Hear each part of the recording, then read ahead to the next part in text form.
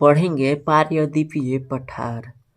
पारदीपीय पठार एक मेज की आकृति वाला स्थल है जो पुराने क्रिस्टलीय आग्नेय तथा रूपांतरित शैलों से बना है।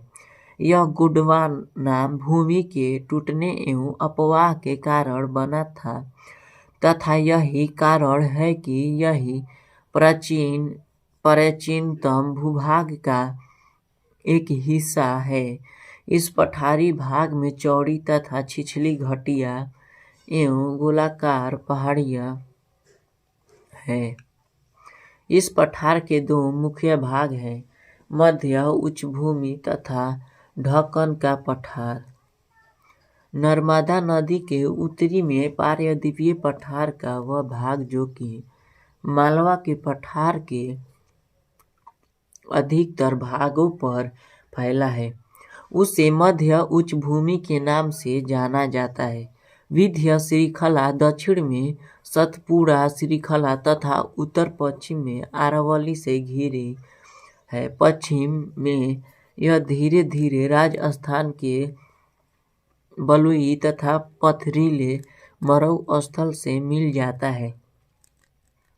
इस क्षेत्र में बहने वाली नदियां चंबल, सिंध, बेतवा तथा केन दक्षिण पश्चिम से उत्तर पूर्व की तरफ बहती है। इस प्रकार वे क्षेत्र के दाल को दर्शाती है। मध्य उच्च भूमि पश्चिम में चौड़ी लेकिन पूर्व में संकीर्ण है। इस पठार के पूर्व विस्तार को स्थानीय रूप से बुंदेलखंड तथा बघेलखंड के नाम से जाना जाता है। इसके और पूर्व के विस्तार को दामोदर नदी द्वारा अपवाहित छोटा नागपुर पठार दर्शाता है। दक्षिण का पठार एक त्रिभुजाकार भूभाग है जो नर्मदा नदी के दक्षिण में स्थित है। उत्तर में इसके चौड़े आधार पर सतपुड़ा की श्रृंखला में है, जबकि महादेव कैमूर की पहाड़ी तथा मैकाल श्रृंखला इसके पूर्वी विस्तार है। भारत के भौतिक मानचित्र पर इन पहाड़ियों एवं श्रृंखलाओं की स्थिति को ज्ञात करें। दक्षिण का पठार पश्चिम में ऊंचा एवं पूर्व की ओर कम ढाल वाला एवं इस पठार का एक भाग उत्तर पूर्व में भी देखा जाता है, जिसे स्थानीय रूप से मेघालय काबी एंगलोंग पठार तथा उत्तर कचाड़ पहाड़ी के नाम से जाना जाता है। यह एक भ्रंश एक द्वारा छोटा नागपुर पठार से अलग हो गया है। पश्चिम से पूर्व की ओर तीन महत्वपूर्ण श्रृंखलाएं गारो, खासी तथा जयंतिया है। दक्षिण के पठार के पूर्व एवं पश्चिम सिरे पर क्रमशः पूर्वी तथा पश्चिमी घाट स्थित है। पश्चिमी घाट पश्चिमी तट के समांतर में स्थित है। वे सतह है तथा उन्हें केवल दर्रों के द्वारा ही पार किया जा सकता है।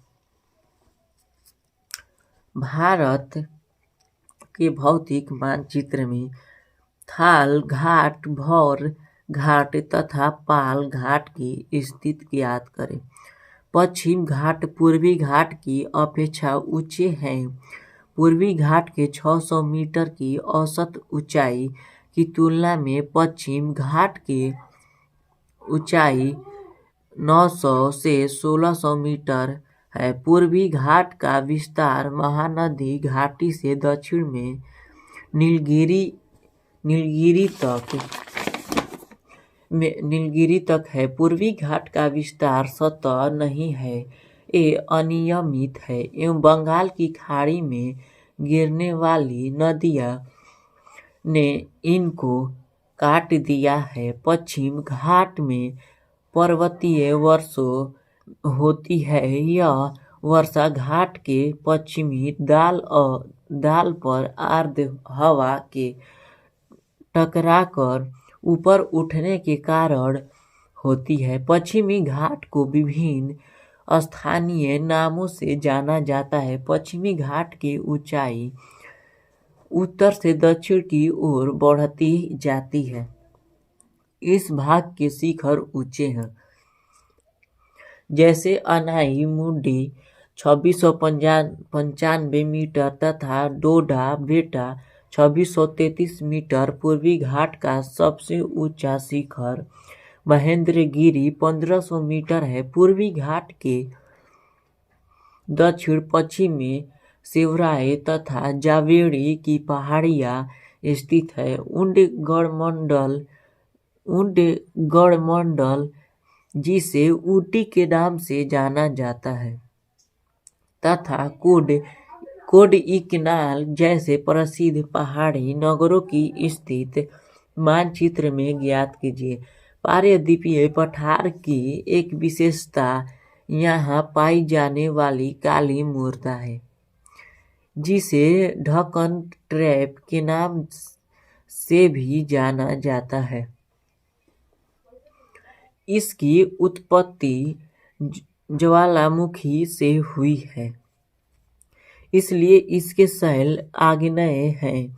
वास्तव में इन शैलों का समय के साथ अपरदन हुआ है, जिनसे काली मृदा का निर्माण हुआ है।